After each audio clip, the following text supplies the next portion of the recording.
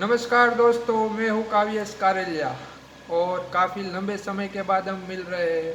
आज हम चर्चा करने वाले हैं जो आज की डेट है 12 मार्च, उसके बारे में जो भारतीय इतिहास में काफ़ी महत्वपूर्ण तारीख है। ये तारीख ने भारतीय जो स्वतंत्रता का आंदोलन है उसमें काफ़ी बड़ी हद तक परिवर्तन कर दिया था, उसके बारे में बात करने वाले हैं। हाँ जी मित्रों, मैं बात कर रहा हूँ दांडी मार्च, दांडी कूच के बारे में। एंड फ्रेंड्स, आप सभी लोग मुझे काव्येश किशोर भाई कारेलिया के नाम से फेसबुक, ट्विटर, इंस्टाग्राम आदि जैसे सोशल प्लेटफॉर्म से जुड़ भी सकते हो, जहाँ पे मैं नियमित ऐसे ही स्टोरी को शेयर करता हूँ जो आप सभी को यूजफुल होगी, ऐसी मैं आशा भी रखता हूँ।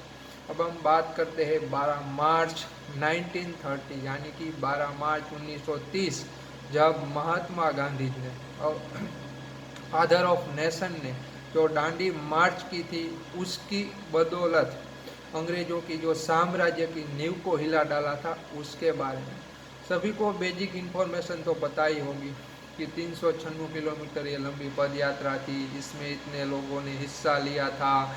और वहाँ जाकर दांडी के तट पे जाकर गांधी जी ने नमक उठा लिया और बोल दिया कि मैंने नमक का कानून तोड़ दिया। ये सब बेसिक इन्फॉर्मेशन थी, पर हम आज उसके बारे में बात करने वाले हैं कि जो ये दांडी मार्च थी, उसका आइडिया गांधी जी को कहाँ से आया।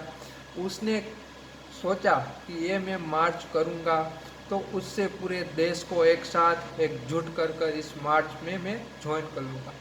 गांधी जी अफ्रीका से 1950 यानी कि 1915 में वापस लौटे। बाद में उसने अपने कंधों पे अपनी जिम्मेदारी पे फर्स्ट आंदोलन किया, असहकार आंदोलन, जिसमें 1920 में असहकार का आंदोलन हुआ और 1922 में उसको गांधी जी ने वापस ले लिया, ताकि जो चोरा चोरी में जो कांड हुआ था, जो 22 पुलिस कर्मचारी को जला के मार दिया था, इसके हिसाब से गांधी जी ने इस आंदोलन को बॉयकॉट कर दिया। उसने बोला कि मैं अपने आंदोलन में सत्य और अहिंसा पे चलने वाला इंसान हूँ, ये मेरे मेन प्रिंसिपल से, उसको मैं बाजू पे रखकर आंदोलन नहीं चला सकता। और गांधी जी ने अपना आंदोलन वापस खींच लिया। बाद में 1930 में एक माहौल बना देश में, तो गांधी जी ने सोचा कि 1882 में एक अंग्रेज गवर्नमेंट ने सॉल्ट टैक्स एक्ट पसार किया था और उसमें जो नमक था उस पर 60 से 65% उस पर टैक्स बढ़ा दिया। और जो ऑर्डिनरी पीपल थे, जो गरीब लोग थे, उसको नमक खाना काफ़ी महंगा हो गया। और आपको पता ही होगा फ्रेंड्स कि आप कौन से भी 56 जात के भोजन को आरोगते होंगे, इसमें नमक नहीं होगा तो ये बकवास हो जाएगा। जैसे हवा और पानी के बिना इंसान नहीं रह सकता, इसी तरह नमक के बिना भी इंसान नहीं रह सकता। तो गांधी जी ने सोचा कि मैं इस कानून के थ्रू एक आंदोलन चलाता हूँ, जिसमें कोई कास्ट कम्युनिटी नहीं आएगा, ये हिंदू मुस्लिम नहीं आएगा। क्योंकि कई सारे ऐसे आंदोलन थे, इसमें लोगों को लगता था कि हिंदू के लिए है, मुस्लिम के लिए है, किंतु ये जो नमक है वो सभी के लिए है और सभी को उसकी ज़रूरत होती। इसीलिए गांधी जी ने इस जो सॉल्ट टैक्स एक्ट पसार किया था उसको हाथ में ले लिया और दांडी मार्च निकाली। और इस मार्च जो ये कूच निकाली थी और 26 यानी कि 26 दिन तक चली।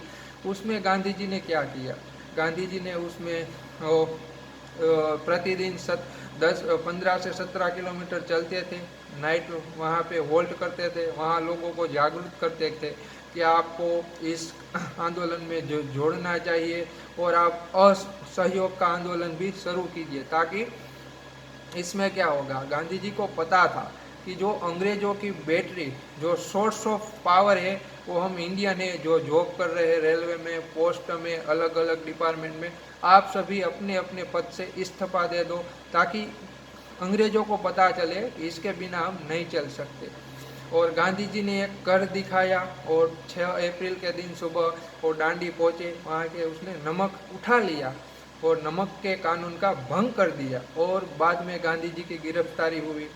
दक्षिण में सरोजिनी नायडू जैसे कई नेताओं ने इस नमक का कानून को आगे बढ़ाया और पूरे भारत में जो हमारा दक्षिण प्रदेश है उसको पूरी तरह से नमक के कानून की हर जगह आंदोलन देखने को मिले। इस तरह गांधी जी ने अपनी बुद्धिमत्ता से उसने इस ऐसे विषय को चुना ताकि किसी का विरोध भी न हो, सभी भारतीय एक हो सके।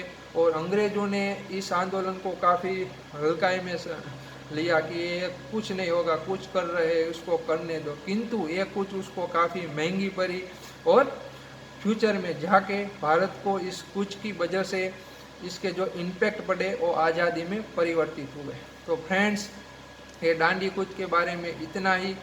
आज की ऐतिहासिक डेट है उसको हमें याद करना चाहिए, और जो हमारे आसपास के लोग हैं, हमारे यंगस्टर है, उसको बताना चाहिए कि हमारी फ्रीडम स्ट्रगल मूवमेंट वो कोई आसान नहीं थी। इसने कई महानुभावों ने अपने योगदान दिया, तब हम फ्रीडम आज़ादी का एहसास और आज़ादी से अपने देश में अपने सारे फंडामेंटल राइट्स, अपनी सारी ड्यूटी को एंजॉय कर रहे हैं।